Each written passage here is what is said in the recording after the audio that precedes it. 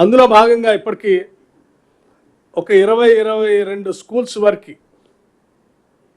ఆయా స్థలాలు సేకరించి ఆ స్థలాలకు సంబంధించినటువంటి లెవెల్స్తో సహా సమాచారాన్ని పంపించినటువంటి ఆయా శాసనసభ నియోజకవర్గాల్లో ప్రాథమికంగా పైలట్ ప్రాజెక్ట్స్గా ఈ కార్యక్రమాన్ని ప్రకటిస్తూ ఉన్నాం. దశల వారీగా ఆయా శాసనసభ నియోజకవర్గాల నుంచి వచ్చేటువంటి స్థలాలను బట్టి వాటిని కూడా శాంక్షన్ చేసుకుంటూ ముందుకు పోతూ ఉంటాం. అందులో భాగంగా సరే రేపు పొద్దున విజయదశమి వస్తూ ఉంది. పండగ పర్వదినం మనందరికీ ఆనందంగా ఉండాలనేటువంటి ఆలోచన, ఆ పండుగను దృష్టిలో పెట్టుకుని ప్రత్యేకంగా ముఖ్యమంత్రి గారు నాకు స్పష్టంగా చెప్పి పండగ కంటే ముందే ఈ రెసిడెన్షియల్ స్కూల్స్ అన్నిటిని కూడా మనం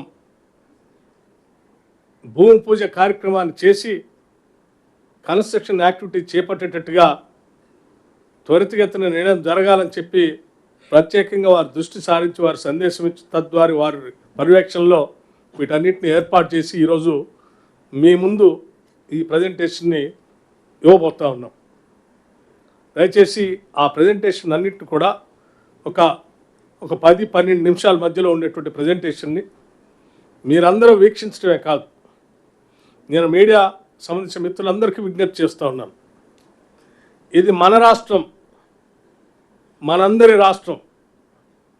మన పిల్లల బంగారు భవిష్యత్తు కోసం రాష్ట్రం పెద్ద ఎత్తున నిధులు సేకరించి ఇటువంటి రెసిడెన్షియల్ స్కూల్స్ని కట్టుకుంటూ ముందుకు పోయే ఈ కార్యక్రమాన్ని విరివిగా కొద్దిగా పాజిటివ్ థింకింగ్తో ప్రాచుర్యం కల్పించి ప్రజల మధ్యకి తీసుకొని వెళ్ళవలసిందిగా